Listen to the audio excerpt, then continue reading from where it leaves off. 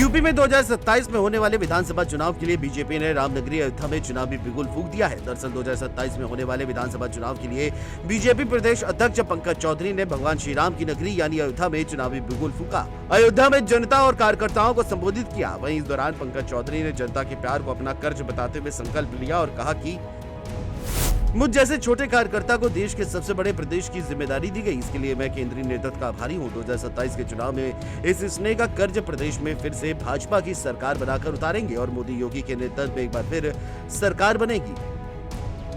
वहीं अयोध्या की सीमा पर पहुंचने पर रुदौली विधायक रामचंद्र यादव के नेतृत्व में कार्यकर्ताओं ने उनका जोरदार स्वागत किया। बीजेपी प्रदेश अध्यक्ष पंकज चौधरी ने विपक्षी दलों पर निशाना साधते हुए कहा कि भाजपा कार्यकर्ताओं को कोई गुमराह नहीं कर सकती, किसी में इतनी शक्ति नहीं। उन्होंने दावा किया कि प्रधानमंत्री मोदी और मुख्यमंत्री योगी की सरकार ने जो ऐतिहासिक कार्य किए हैं और कार्यकर्ता के पास जो अटूट बल है, उसके आधार पर 2027 में एक बार फिर पूर्ण बहुमत की सरकार बनेगी। दरअसल पंकज चौधरी के अयोध्या के दौरे का उद्देश्य आगामी चुनावों के लिए किलेबंदी करना है। चौधरी ने अवध के 14 जिलों की 86 विधानसभा सीट पर चर्चा की और कार्यकर्ताओं के साथ जीत के लिए पार्टी का खाका खींचा। बता दें कि राजनीतिक जानकारों के मुताबिक अयोध्या से चुनावी बिगुल फूंकना बीजेपी की सोची समझी रणनीति है। दरअसल श्री राम मंदिर निर्माण के बाद बीजेपी के लिए अयोध्या केवल धार्मिक नहीं रहा, बल्कि अब राजनीतिक रूप से भी एक मजबूत प्रतीक बन चुका है।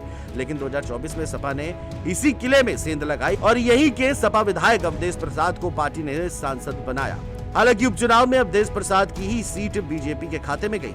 वहीं दूसरी ओर सपा मुखिया अखिलेश यादव हमेशा अपने साथ अवधेश प्रसाद को लेकर चलते दिखाई देते हैं और उन्हीं को लेकर के बीजेपी पर हमलावर भी बने रहते हैं। सपा सूत्रों के मुताबिक अखिलेश भी 2027 का चुनावी बिगुल अयोध्या से फूंक सकते हैं, जिसकी भांति सपा सांसदों के बयान में दिखाई देती है। बहरहाल अब देखने वाली बात यह होगी कि क्या पंकज चौधरी अयोध्या में कमल खिला पाएंगे या सपा अवधेश प्रसाद को लेकर के एक बार फिर से 2024 को दोहरा पाएगी। ये देखना बेहद दिलचस्प होगा।